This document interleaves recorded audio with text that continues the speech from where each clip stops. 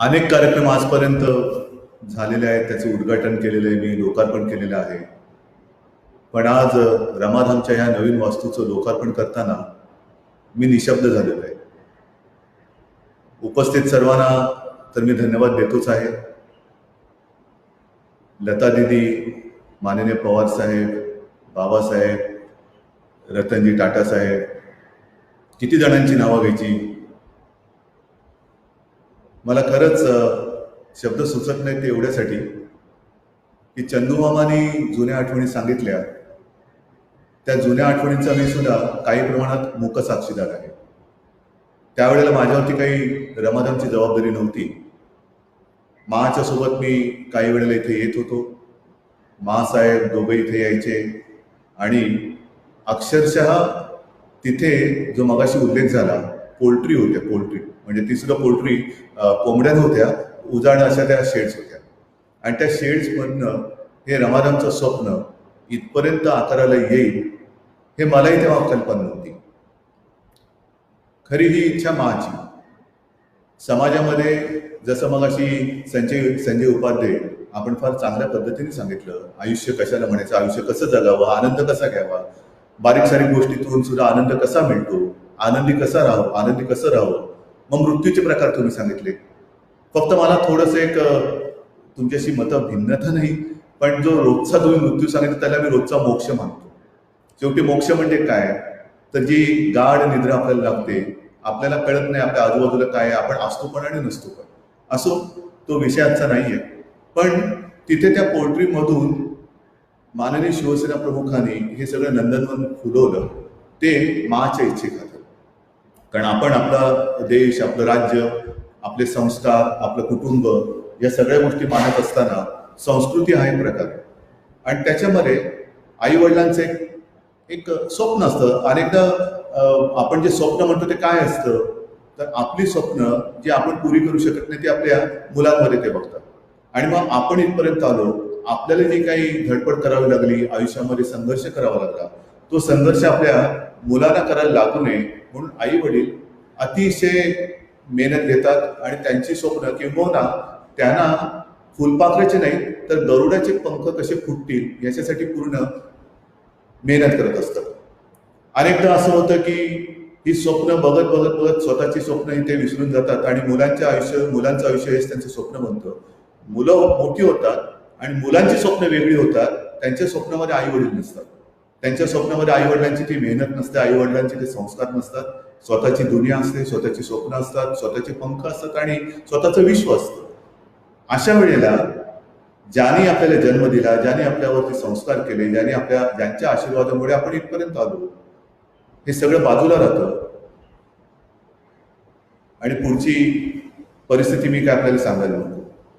तर अशा सगळ्या आपल्या ज्येष्ठ नागरिकांना, आपल्या माता पित्यांना एक स्वतःचं घर असावं, स्वतःचं एक आयुष्य असावं. त्या एका मूळ इच्छेतून हा रमादान जन्माला आला आणि रमादान साकारला गेला. मी स्वतः बघत होतो, शिवसेना प्रमुख इकडे मेहनत करायचे, चंदूमामा सोबत होताच, आजही माझ्यासोबत आहे, सुवीर कुमार चौधरी, प्रमोद नवलकर, सतीश प्रधान, सुधाते चुरी, किती नावं घ्यायची. त्या पिढीतले आता सुभाष देसाई माझ्यासोबत आहेत, आदेश बांदेकर आता नवीन सोबती आहेत, अनिल देसाई आहे, माझे मित्र रामनाथकर आहेत, संजय सुरे आहेत, किती लोकांची नावं घ्यायची. आणि हे जे काही एक माझं कौतुक होतं, माझं कौतुक नाहीये, हे सगळ्यांचं एक एकत्रित मेहनत आहे.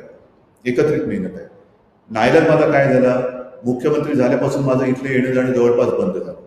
नाहीतर इथे येऊन हे स्वप्न जे एक पुढचा टप्पा हे साकार करण्यासाठी सगळ्यांच्या सोबत मला सुद्धा काम करायला मजा येत होती.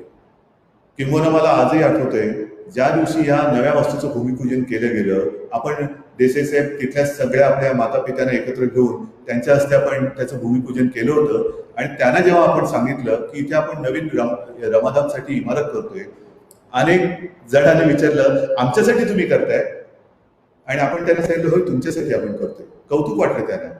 हे त्यांचे आशीर्वाद आहेत. हे सगळेजण आपल्या सोबत आहेत, आपल्याला आशीर्वाद आहेत म्हणूनच सगळ्यांचं म्हणजे टाटा साहेब असतील आणि विजय शिर्के असतील, सगळेच शशी प्रभू सोबत आहेत, ह्या सगळ्यांचं आपल्याला सहकार्य लाभलं. त्यांचे आशीर्वाद आपल्याला लाभले. एक गोष्ट मला आवर्जून सांगायची, आत्ता जी आपण फिल्म दाखवलीत, ही फिल्म बघत असताना मी सुद्धा थोडंसं थक्क होऊन बघत होतो एरियल व्ह्यू. वरून कसं दिसतो आपला रमाना, म्हणजे खालून आपण सगळं बघताना झाडांची इकडे तिकडे कुठली लागवड करायची, कुठली झाडं कशी पाहिजे, हे सगळं झाल्यानंतर आज पावसाळ्यामध्ये संपूर्ण परिसर हिरवागार असं छान मस्त फुलून गेलेला आहे हिरव्या हिरव्या रंगाने. तो वरून जेवढा नयनरम्य दिसतो, तो बघत असताना ज्या वेळेला माझ्यावरती शिवसेना प्रमुखांनी या रमादानची जबाबदारी दिली, अशीच एक सकाळ होती घरी, त्यांच्याशी गप्पा मारताना मला सहज ते म्हणाले की उद्धव, आता रमादानची जबाबदारी तू घे. शिवसेना प्रमुखांची इच्छा, माची इच्छा, मग ती सामनाची असेल, शिवसेनेची असेल, अगदी शिवसेनेचा मुख्यमंत्री बसवण्यापर्यंत असेल आणि रमादानची पुढची जबाबदारी घेण्याचं असेल, माझ्या परीने, माझ्या ताकदीने, तुमच्या सगळ्यांच्या सहकार्याने ही जबाबदारी मी पेलण्याचा प्रयत्न करतो. तसं पाहिलं तर आज मी माझ्या जबाबदारीतून मुक्त झालो. मी सामनाची जबाबदारी घेतली होती, ती पार पाडली. शिवसेनेची होती, ती पुढे नेतो आहे. मुख्यमंत्री शिवसेनेचा करायचं, ती झालेली. ही रमादानची होती.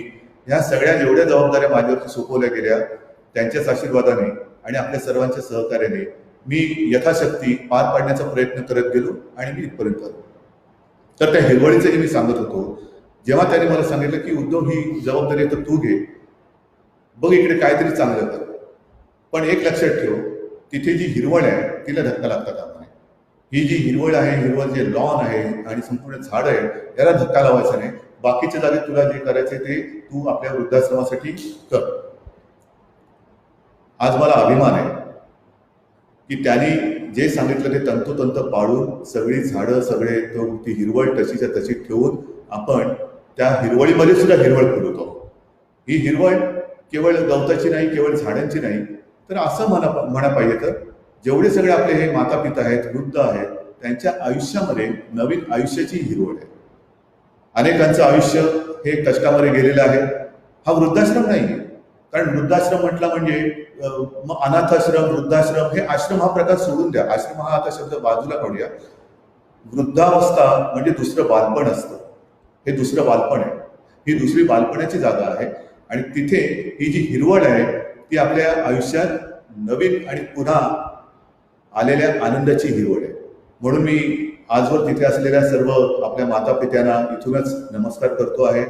त्यांना सांगतो की हे केवळ आणि केवळ आपण आपले आशीर्वाद जे मजबूतपणे आमच्या पाठीशी उभे केले, कारण मला माहिती आहे ज्या वेळेला मी तिथे येतो, अक्षरशः हे सगळे माता पिता भरभरून आशीर्वाद देतात. उद्धव, चांगलं काम करतोयस, असंच काम कर, माचे आशीर्वाद आहेत तुला, बाळासाहेबांचे आशीर्वाद आहेत, आमचे आशीर्वाद आहेत तुला. हे सगळे आशीर्वादाचं फळ काय असतं हे आज मला दिसतं आहे. मी इथूनच सगळ्यांना साष्टांग दंडवत घालतोय आणि मुद्दामून आवर्जून एक गोष्ट नक्की सांगेन की हा रमादान आजपर्यंत जो जपला आणि जोपासला, तो शिवसेना प्रमुखांच्या अनेक शिवसैनिकांनी.